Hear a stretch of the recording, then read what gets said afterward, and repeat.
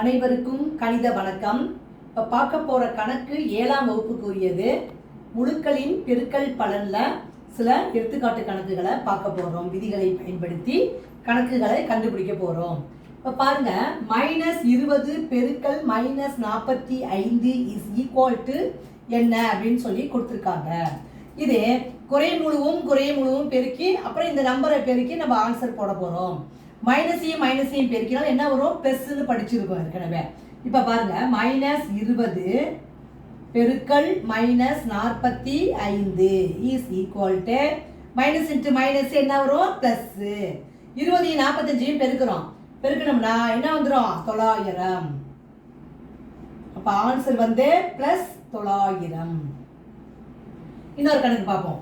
-9ஐயும் -8ஐயும் பெருக்கி விடையை கண்டுபிடிக்க சொல்லி கொடுத்துருக்காங்க. இந்த கணக்குமே -9 பெருக்கல் -8 இஸ் ஈக்குவல் டு மைனஸையும் பெருக்கினா என்ன வரும்? ப்ளஸ்.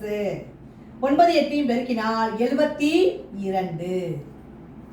அப்போ இந்த கணக்கை பொறுத்த வரைக்கும் குறை முழுவும் பெருக்கினால் வரக்கூடிய விடை மிகை முழு. Minus into minus plus. இப்போ இது மாதிரி குறியீடை போட்டுக்கிட்டு அப்புறம் எண்களை பெருக்கி நம்ம ஆன்சரை போடணும். புரிஞ்சுங்களா?